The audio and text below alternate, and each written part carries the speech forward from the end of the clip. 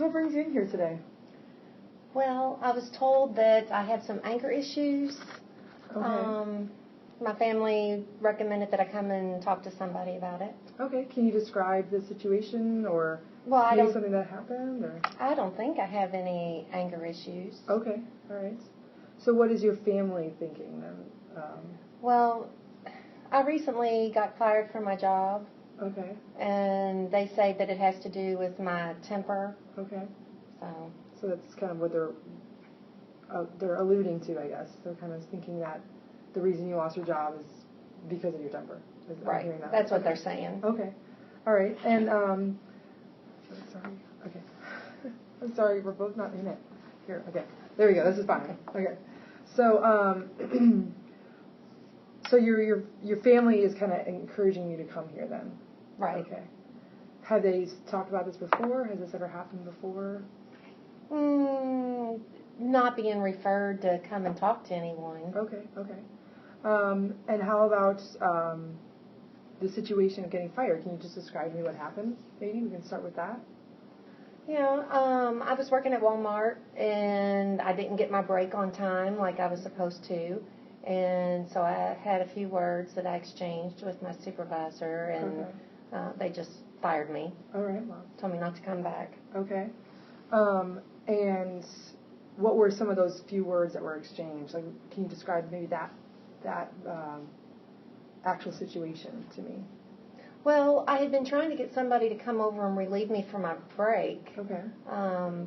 And it was already past my break time, and I kept flashing my button for my supervisor to come over. Mm-hmm. And then, I kept yelling across the aisle, so they could page her. Mm-hmm. And it was about 20 minutes after my break, she finally showed up. And she told me that I was making a scene and that they were busy. They couldn't afford to have anybody come and relieve me right then. Mm-hmm. And I don't know, I said some curse words at her. Okay. And she just said for me to just pack my stuff and not come back. So that's frustrating to not get your break, first off. I could understand that. Well, yeah. We're, by law, we're required to get our breaks. Mm-hmm. And I'd been on my feet for a long time, and mm-hmm. I needed a smoke break. Mm-hmm. And they were just blowing me off. Mm-hmm. Mm-hmm. Has this ever happened to you before? Ever any firing before? I think you did mention at the beginning that you had lost a couple jobs, or I've had a lot of jobs. I haven't been fired over a break issue before. Okay. What are the other things that happened? Can you describe those jobs? Well, whenever I feel like something's unfair, I kind of speak my piece and mm-hmm. voice my opinion, and sometimes management or my supervisor just doesn't like it. I don't know if they just don't like me personally, mm-hmm. But it seems like I always get the short end of the stick. Right, yeah. So sometimes it just seems like the people you're working with aren't as fair when they're working. Is that kind of what you're saying? Am I hearing that right? Yeah, it's sometimes I see favoritism. When I was working at Target, I had a hard time trying to get days off. Mm-hmm. I needed specific days off to take my kids to doctor appointments. And I'd always put in advance, I need this day off. And then the new schedule would come out, and, they'd have me working that day. Oh, wow. And, somebody else can ask off, and they get the day off. Mm-hmm. But it seems like, they just had it out for me and, mm-hmm. Just wanted me to quit or something. Okay. Well, those all sound like frustrating situations to me. I can understand that getting upset or, like you said, angry or just giving your own opinion about the situation kind of sounds like a normal thing to do, or like a typical reaction. But can you kind of talk about what was going through your mind, maybe the most recent situation when you were sitting in your, not standing, I guess, mm-hmm. in your position. You wanted the smoke break, you wanted, it had been 20 minutes over. What were the thoughts that were kind of running through your mind? How did you feel? And I was pissed. Really? Okay. Yeah. What is pissed to you? What is pissed to you? I mean, I just feel like my blood's boiling, you know. I start getting flushed and start feeling kind of hot and, you know, clench my fist. And the more I kept looking and could tell that they were just blowing me off, the angrier I got.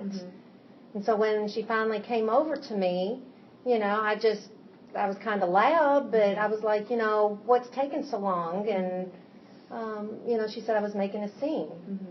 Okay, all right. Well, let's talk about maybe, since it's, you know, a hot topic, I guess, let's talk about some other things too and kind of figure out where you're at. So what's your home life like? Tell me about that. Well, I live with my mom and my kids. Okay, all right. Okay. It's your mom and your kids. Okay.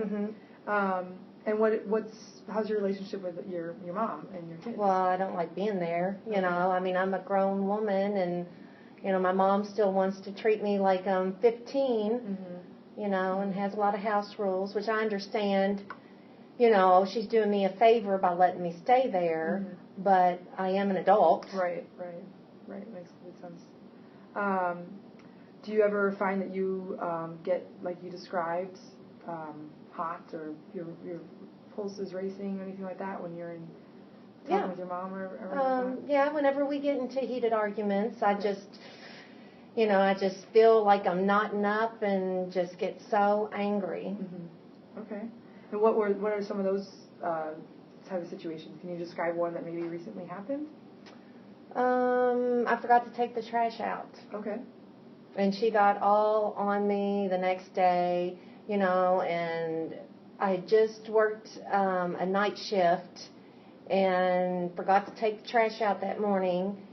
And, you know, she was just giving me all kinds of grief about it. And I started yelling back at her, you know, that I'm trying the best that I can. You know, what's wrong with her? Why couldn't she take it out? And then, of course, she, you know, tries to make it sound like she's my savior and she's doing all these great, wonderful things for me and made me feel about this big. So I just started, you know, yelling back at her, and it didn't turn out very well. I mean, I slammed doors and just went back down to the basement. Okay, all right. Well, thanks for describing that. So who of your family encouraged you to come into therapy? My sister. Okay. And what was did she tell you why? Did she give you any reasons? She just said that, you know, I need to learn how to speak to people without losing my temper, because she said that's what gets me in trouble. And what do you think of that? What's your opinion of her opinion, I guess? I don't really like her opinion. I mean, we used to always have arguments too. She's no different than me. Okay. But because I'm living at home with my mom, you know, she thinks she's so much better and she can tell me what I need to do. Right. You know, what are some things that you agree with her on then? I can't think of anything. Okay, that's fair. Okay. Do you find that it would be important for you to kind of, I mean, let's step back, I guess. With the most recent event of you losing your job, were you happy with the outcome? No, because I need money. I need to work. Okay. So, what do you think would be maybe if you could elaborate on how you would like to keep it, how do you think you could keep a job? Well, I think if the supervisor just did their job. Right, exactly. Yeah, and that's completely understandable. Those are really good concerns. But do you have any goals for when something gets, you know, when something happens to the point of you getting frustrated? Have you ever thought about what to do then? No, because it seems like when it happens, it just is like a switch. Right. And are you happy with the way you react? Well, it feels good in the moment. Okay, all right. I mean, you know, I've got all this anger and frustration built up, and I just, you know, it feels good to get it off my chest and tell them how I feel. Right. And then when it feels good in the moment, what else? What after the moment? How does it feel? Well, then it kind of sucks because I lose my job. Right. Okay. All right. So I guess the main point is keeping a job, maybe. That is important. Yeah, that's one thing that you kind of mentioned, that you need a job, you're living with your mom. And Yeah, I'd like to be able to save up enough money that I can move and get my own apartment with the kids. Okay, that's completely understandable.